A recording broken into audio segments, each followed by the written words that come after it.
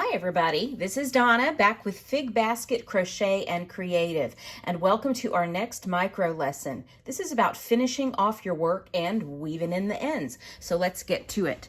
I've got a small swatch here. It is single crochet. It is 10 stitches across and it is 10 rows high. And you see my hook is still on the last loop. I did not make the turning chain at the end of this row here.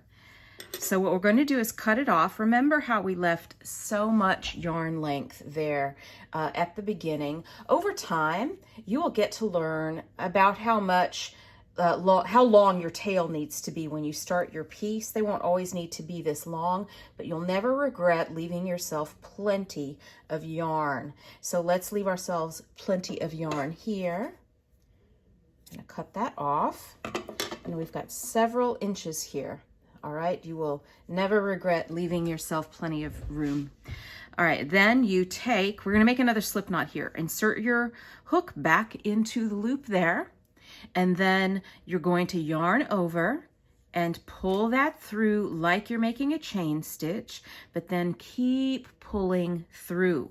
So you've pulled this tail, the new tail from the working end of the yarn, all the way through that loop, and then pull to tighten, and then you can take your finger and just finish that and make sure it's nice and tight. So you've got your beginning end and your end here. They've both got tight slip knots on them. Now you have three options in terms of weaving in the ends. You can just use the hook that you've been using to crochet your work. That can get a little difficult because sometimes it wants to grab other yarn you're not intending, but in a pinch it can work.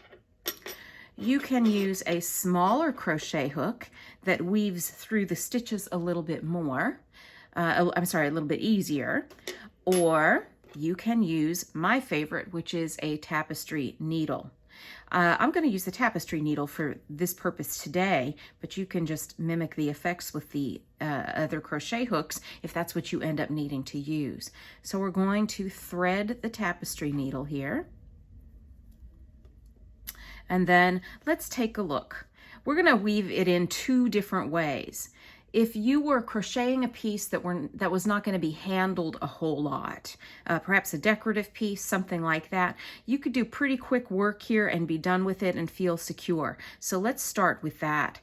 We will insert, let's turn to the side. This is not an exact science, weaving in the ends. I'm going to show you what I do. You can insert through the side here and just under that piece of yarn that forms the side of the stitch, or let me take that back out. I'll show you another option.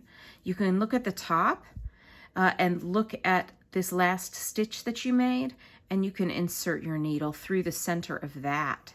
Let's do that for right now. All right. Then you're going to go into that first stitch, find one of the strands of yarn, doesn't matter which one, just find it, put the needle through and pull that tail all the way through. All right, so what we've done here is we've pulled the knot basically into the stitch, so it's not obvious at the end there. We've made the knot invisible by pulling it into your first stitch. Then you can find the center of your work that way.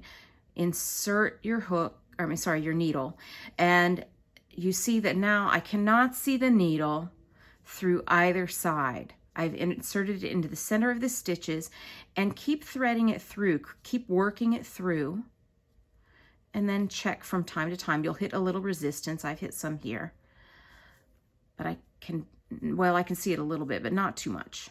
All right, I've hit a little resistance, so I'm going to go ahead and pull the needle through.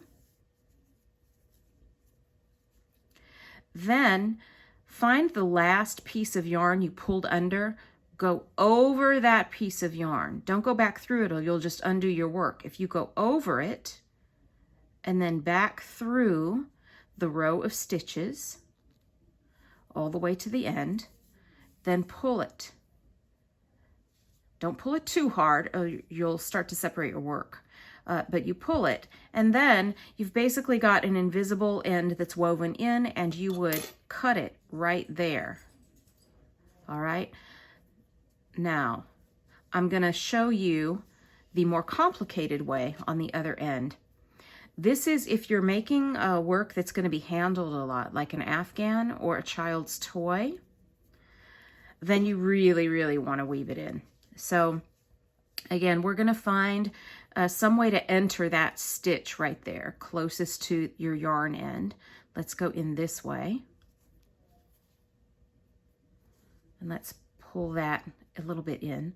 And then find another strand of yarn. I went in through the bottom of the stitch, and now I'm going in through the side of the stitch, so that we have really pulled the slip knot into that stitch.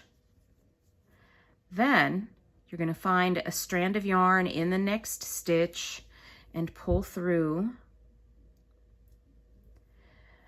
And then your next easiest strand of yarn to find. These don't have to be exact. I'm going to go through these next 2 strands. No, let's just do this strand here. I'm making this up as I go. All right, see, I've pulled that in. Then you're going to come under another strand of yarn. Instead of keeping this direction, you're going to change direction a little bit. You're going to do this. And then come back and under another strand of yarn. And under another strand. I'm doing really 2 strands there, from stitch to stitch. What you're doing is creating a wave of yarn that will be hard to undo if somebody does a lot of tugging on this work. You want to create a wave so that the yarn couldn't pull straight out. It would have some more resistance to be pulled out. So let's do one more. Then you always want to go back in the direction you came from. That really makes it hard for the yarn to undo itself.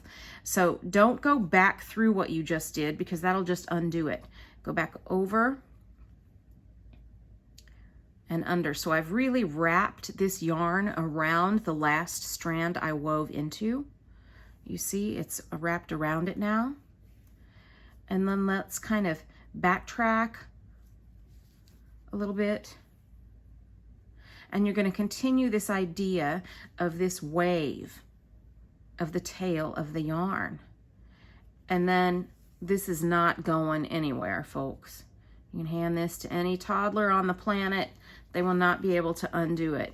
The only thing is about this that if you find you made a mistake after you wove it in and you did it this way, then it will take you a long time to undo that. But in fact, one time I made a swatch and it took me 8 hours to undo it. So you want to really be sure that your work is finished before you do this. Now, you can kind of see how the yarn is woven in there. Just kind of pull a little bit, make it a little bit less obvious. In the context of a larger work, people are not going to be able to notice this. But just see what you can do to make it fit in with the rest of your work there. This is why you want to leave yourself plenty of yarn at your ends so that you have yarn to work with. And then you can cut that off, don't worry, but you will never regret leaving yourself plenty of room to weave in the tails.